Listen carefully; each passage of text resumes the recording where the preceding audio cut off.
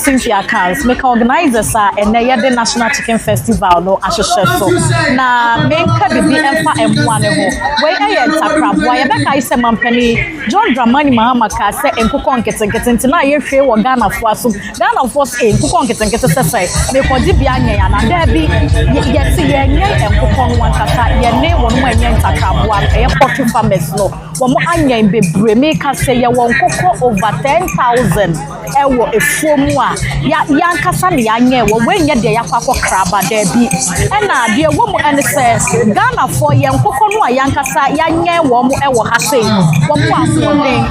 na wo de ye nkwan na wo mu afode wo de ye nkwan no so a ede wo se de yakraba no se wo de ye nkwan a this a one spice na ansa na ye de we say one spice no be brace and now the garlic ni we fam wa ede